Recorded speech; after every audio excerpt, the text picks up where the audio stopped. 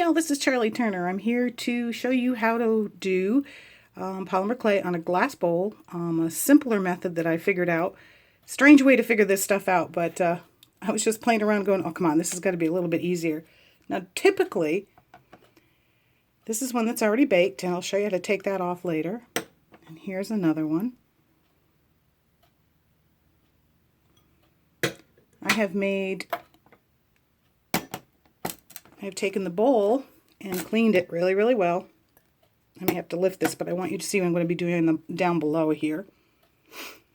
And so, got the glass bowl. There's nothing on it. I'm not putting anything on the glass bowl. I made sure I cleaned it really well. I'm just putting it directly on the glass. Now, typically, let's see if I can do this a little bit higher up for you. Just so you can see, typically the way that I would start this project would be to take the bottom of the bowl and start laying on pieces and matching them up like this, and then trying to center it so you're going to see the first kaleidoscope pattern on the bottom.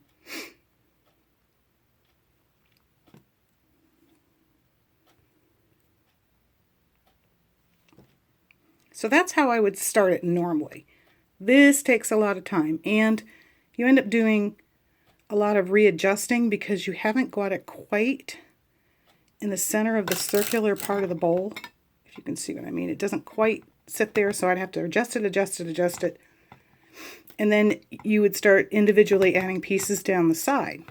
So I was thinking one day and I went, how can I do this a little bit easier? So what I came up with works really well, and it's fairly fast. It cuts the time down by half easily. So I've already sliced my pieces, as you can see. What you do is you take a piece of parchment paper,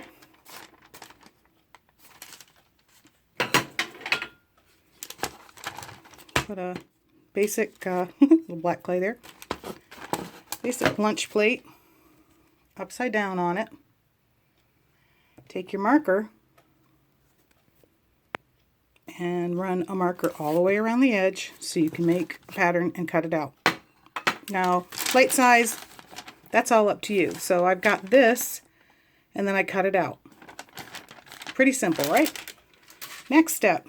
So here's my one that I've been using quite a bit. So you've cut out your round circle, fold it in half, and match your edges. You don't have to match them absolutely perfect, and just kind of run your nails around it, or you can run a braider or something on it to get your seams fairly straight. Just like that. So I've made sure I see creases. Open it up. Now you've got the center of your bowl. What I'm going to do is I used this one before. Just going to wipe it down to make sure there's no excess clay on it. Alright, now I'm going to show you how to do this. See if we can get the camera down level so you can see what I'm going to be doing. And I'm going to try to do this pretty well. So you see you've got the crosshair pattern. So start with that.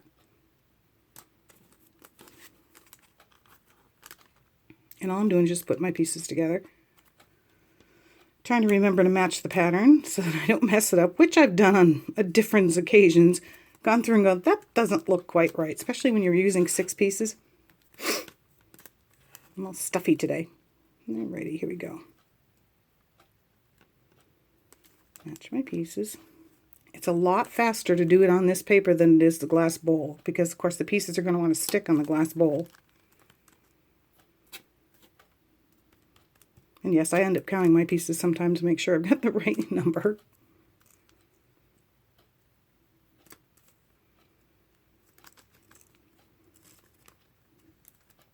If you can see what I'm doing here. I'll move my fingers in a second. Okay, so here it is. I've got the pieces started and together. And sometimes you're going to find, you're going to find that you've got a fairly good gap in the center. What I end up doing is slowly but surely pushing the center together and getting my seams together. The other thing you can do is just add a color of clay that you want in the center, and that saves a lot more time. But what I can do is once I get this on the glass bowl, just pushing my seams down a little bit. Once I get this on the glass bowl, I can manipulate the clay so that it fills up that hole. So you just keep adding your pieces, and this is where you decide what bowl size you want. Now I've got 3 different sizes there. This is probably the middle one. You can get these at Walmart or Michael's, and they're all pretty cheap. I usually get them at Michael's and just use my discount coupon. So I'm not sure how big. I think I'm going to go for the bigger bowl. But if you'll notice, it's not taking me too much time to get my pattern pieces together.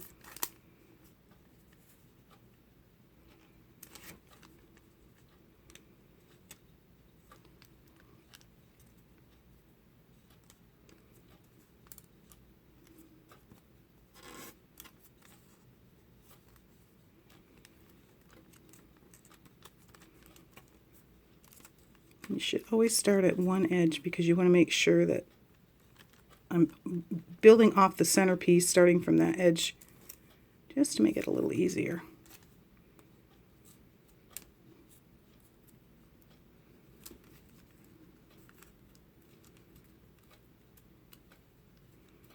Now you can be as picky as you want about those side seams. Discover that I'm trying not to be quite as picky because when people see them, they go, oh wow, and they don't notice that the seam isn't exactly perfectly, positively, wonderfully matched. They're looking at the color patterns. They're not looking to see if your lines are totally exactly together. So I just keep turning this as I'm working.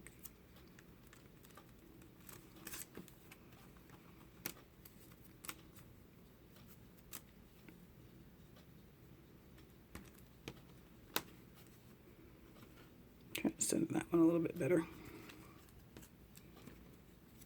Now, one of the important things is to try to make your triangles, your corners as straight as possible. It just makes it a lot easier. If they're too rounded, you end up with too many big holes. Now you notice I still have the bigger gap in the center, but these smaller kaleidoscope pieces are going together pretty nicely.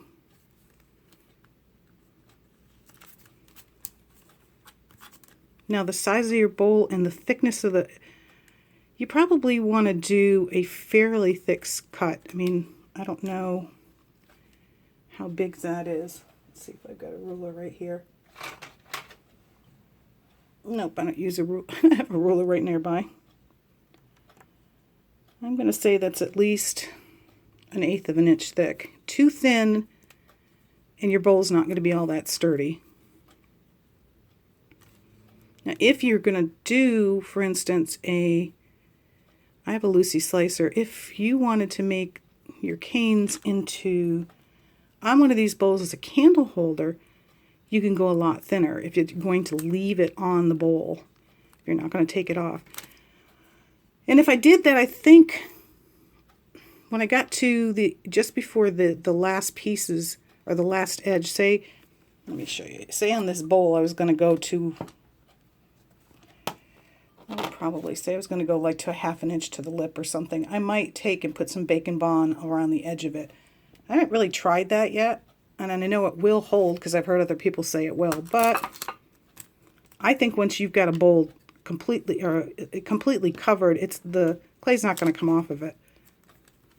It resists when you try to get it off now. I mean, fortunately, it's not too bad, but I'll show you how that goes. All right, now this is where I have to go. Am I going to do, this is going to be a fairly good sized bowl. If I went, no, I'm out of pieces at this stage of the game until I've got more cane. I highly suggest you have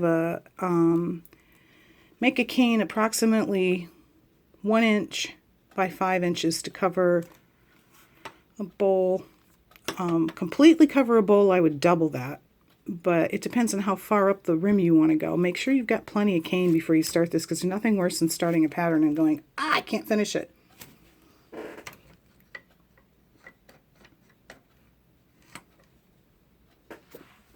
Oop! I grabbed another piece of clay out of sight here. Now, do I want to make this that much wider or not? No, I think I'm going to go with this size for now. Okay, so here we go. Now that didn't take that long. My seams are more or less together, and I like the I guess it's what, hexagon, 5, 1, 2, whatever it is, the shape of this when I put it on a bowl. If you don't like it and you want completely rounded edges, you could take another bowl. Now I don't have one that's almost that size, but just a little bit smaller than your pattern. Lay it on it and cut around it. I like these, I don't know, these edges like this. This is the way I like it. Okay, that didn't take that long at all. So then what I do is I kind of look down on it carefully, double check my seams.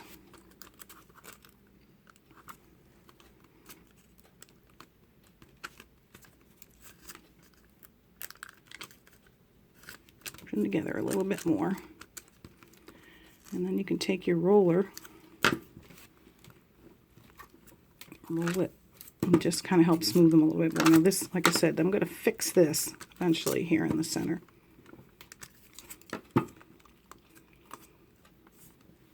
It's funny to try to do this and look down under the camera at the same time. Make sure you're seeing what I'm doing. Now since it's such a close-up, you're still seeing a lot of seams, but that's okay. Alright, so I rolled it down. Now I'm going to lift the camera because this next part you're going to have to see. Hopefully the camera won't freak out on me. Okay, so I'm going to put the bowl down into the bowl. And you're not going to probably see the center as much as I am. To center that main kaleidoscope in the center of the round part of the bottom of the bowl. This, you see the round part on the bottom of a bowl, so I want to center it in the center of that part in this bowl. Okay. Now I'm going to have to get up here and make sure that's right. And get it out of sight where you can see it a little better.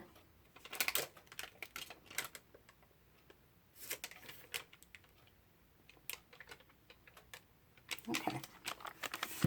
So it's down there.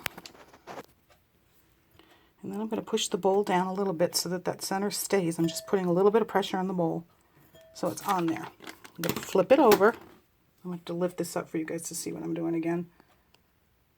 Okay, so it's on top.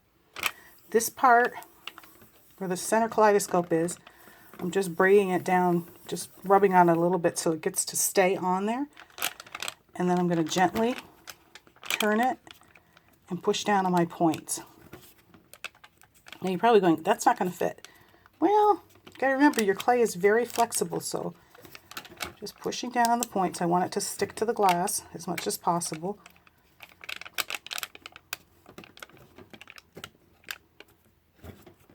I'm just pushing around the edges a little bit. Okay, this is the interesting part. Then, very gently, I'm going to peel off, hold on to the clay a little bit, and peel. Oops, see, seam came apart. That's okay, we'll fix that. Peel off the parchment paper. And it's on your bowl, and it's centered. Pretty cool. So at the moment, we still have a few holes, but we can fix that. Let's see. The way I fix this is I start pushing in. This is probably the biggest hole in it. Excuse me. So I just push in. And as you can see, that center part's getting smaller because the clay is going to stretch and smaller. You want to push it all together until there is, keep moving around a little bit, try not to distort the pattern too much, until you've covered, just using my handy dandy thumb, the center of that. There we go. So the next tricky part, I'm just checking my holes here, is you've got a lifted piece here, so I can get my fingers underneath it because we haven't pushed it all the way down. So start and just slowly work your fingers. Remember, the clay's can be stretched and actually pushed back together at this stage. So I got that seam down. Push it down. The bigger the bowl, the bigger the bulge you're going to have. You know, if I went down to here on this bowl, I'd have a bigger bulge. So you're going to have to slowly work the clay down so it stays against the glass without creasing it. So here's another good lip of it where it's not quite on the bowl.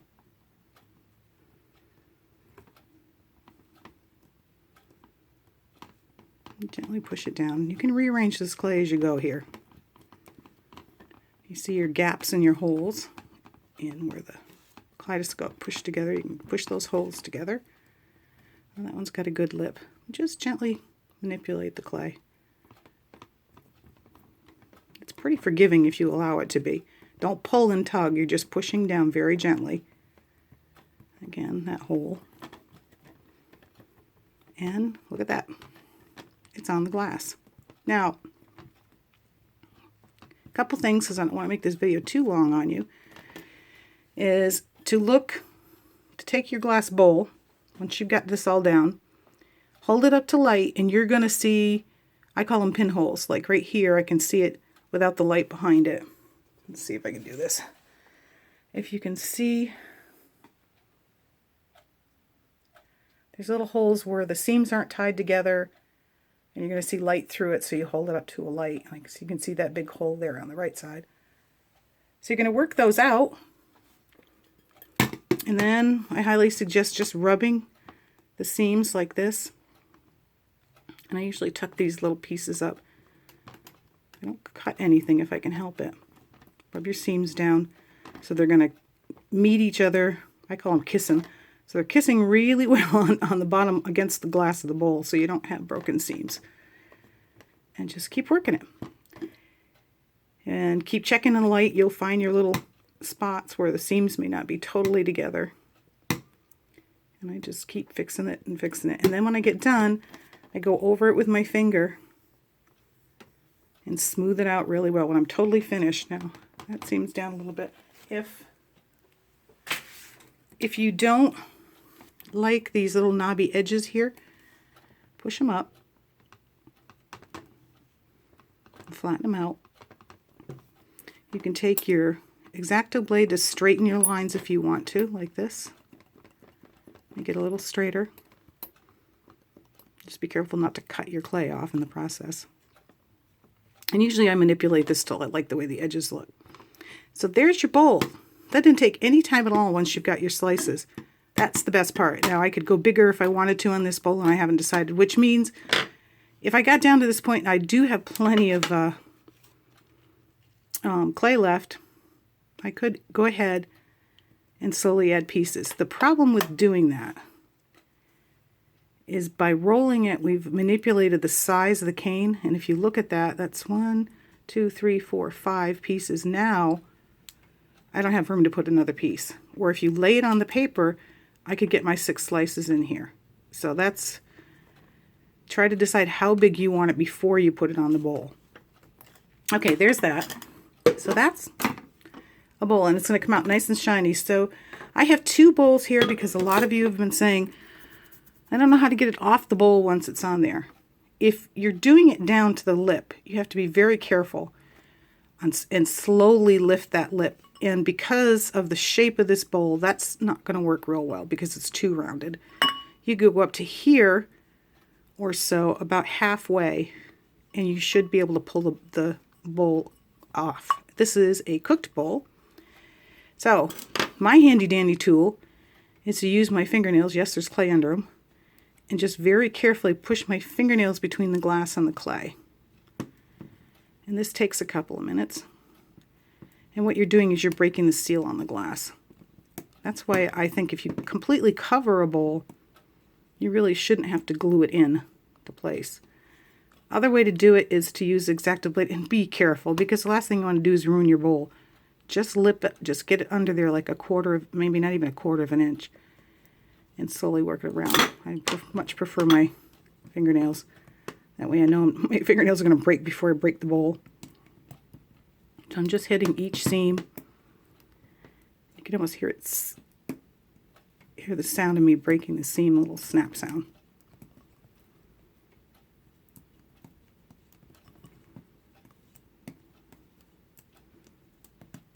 Hear it almost like a ticking, very soft.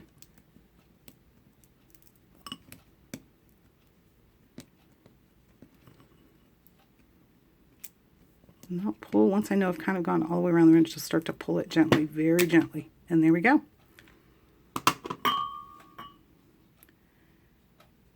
Snapped right off.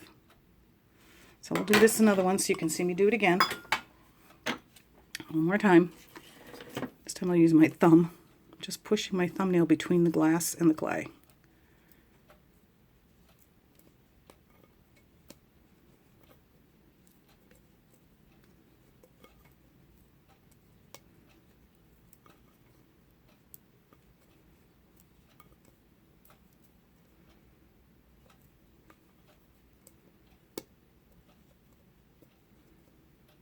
Before you use the bowl again, make sure you thoroughly clean it. I use a light scrubby pad on it and soap and water to make sure there's no leftover clay, because if you don't get the old clay off, there we go, that one just snapped pretty easy. There we go. If you don't get the clay off, because I can see some clay residue right here, it'll go on there, but it'll take the shiny surface off, and these are so shiny and pretty and from the inside against the glass. So there you go. I hope this helps you guys. I don't know why I thought of this, but I think it's just a very simple way to lay the pattern down, and you don't have to fight with the pieces on the glass, which you will do if you go individual like this. You'll keep having to zhuzh them and stretch them and do all kinds of weird things to get them to fit because you're working on the curve like that. So I hope this helped you guys. Let me know. Have a great day. Bye now.